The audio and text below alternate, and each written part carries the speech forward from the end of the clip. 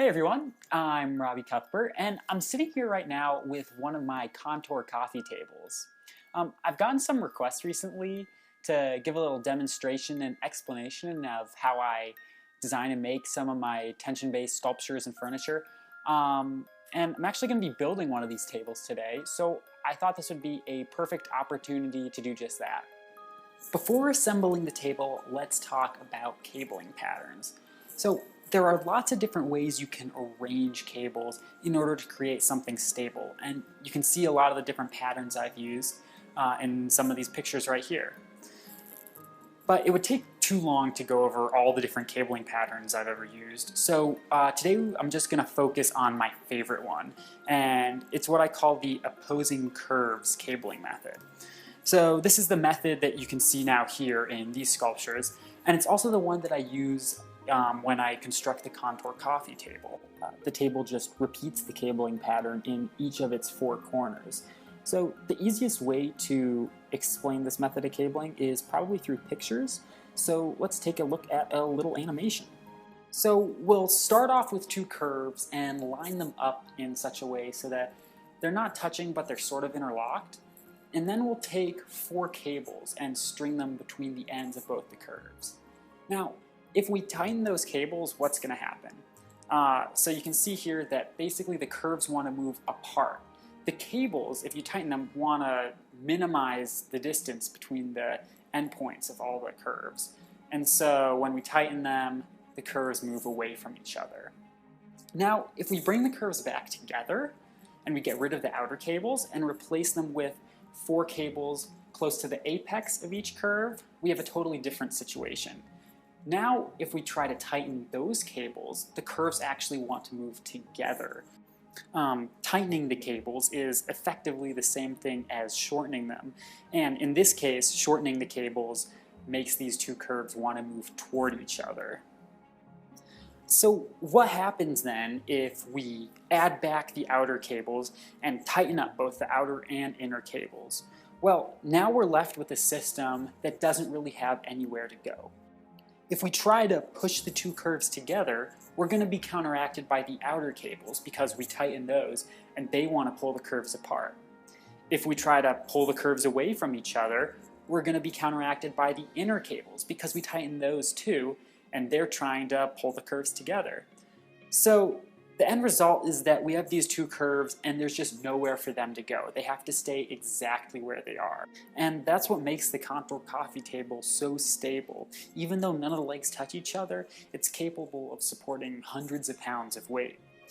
So with the conceptual stuff out of the way, let's go on to actually building the table. So what I have on the table here are a pair of needle nose pliers, some cable cutters, a crimping tool, some copper crimps, 16th inch stainless steel braided cable.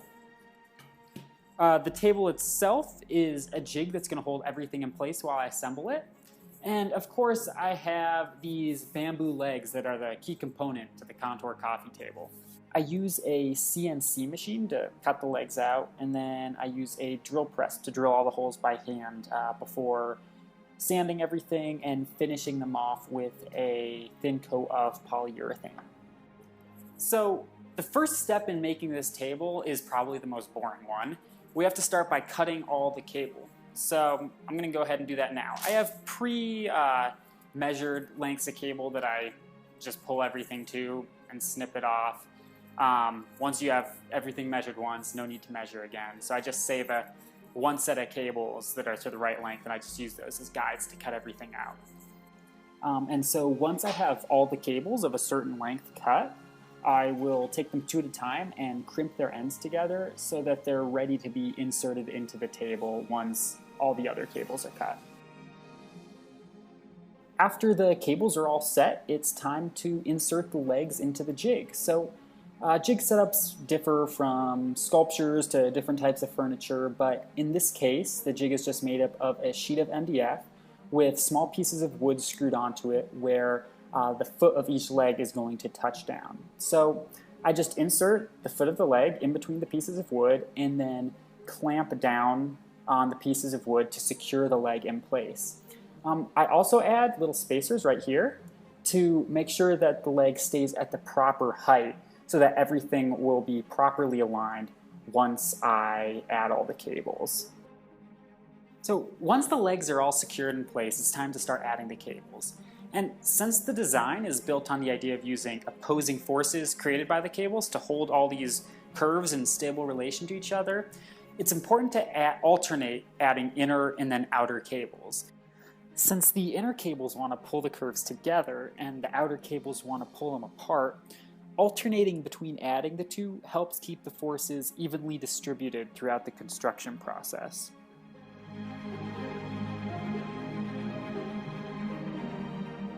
So you may have noticed when I was putting all the cables in that I didn't actually tighten any of them.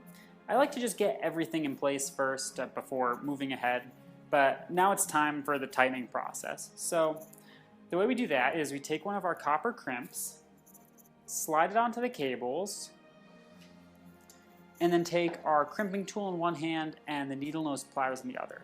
Now, this part of the process takes a little bit of practice. You have to get the right feel for how much tension to put on the wires. It's all done by hand, all by feel. So I'm going to start by pulling the cable through and then pulling it up so that it's tight. I start with the outer cables, not the inner one, because when I tighten the outer cables, it pulls the leg down onto this secure support. If I started with the inner ones, it would pull it up and get everything out of alignment. Once I have the first outer cables tightened in place, then I can go ahead and do the inner ones and then alternate outer, inner, and everything will stay put. But I like to start with the outer first because that'll make sure everything's cinched down and in place and not popping up off of this support. So once we have these cables all tight, you can take the crimper, put it around the copper crimp, and then with a little twisting action from the needle nose pliers, pull those cables tight and then secure it by squeezing the crimp with the other hand. Once all the outer cables are in place, it's time to do the inner ones. So it's just the same exact process. This time though, when I pull on the inner cables, the leg is going to lift up a little bit from this spacer here. So I have to keep a careful eye on that and make sure that it only comes off of the spacer maybe about a 32nd of an inch. I'm going to take my needle nose pliers, pull up. I'm going to get down and make sure that the leg isn't lifting too much off of that support. There I can see it, about a 32nd of an inch, that's good. So I'm going to cinch down with the crimpers. Give it a good crimp, and then do the rest of the crimping.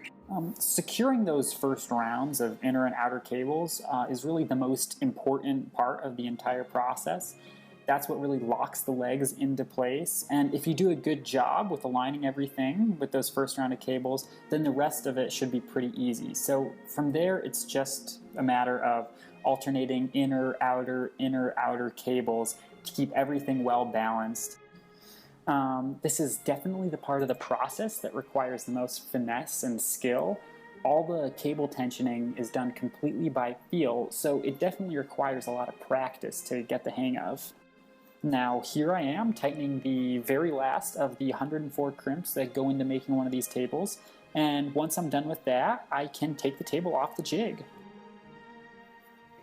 So the first step in removing the table from the jig is to get rid of these 4 vertical supports. Just slide them right out.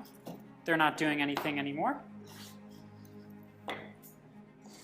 And then we'll remove the clamps that are holding the legs into the jig.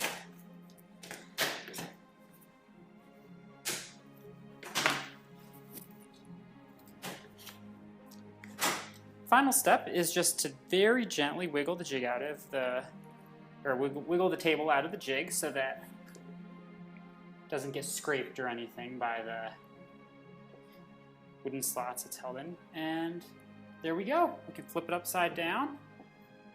So the crimps are on the other side. And it is good to go.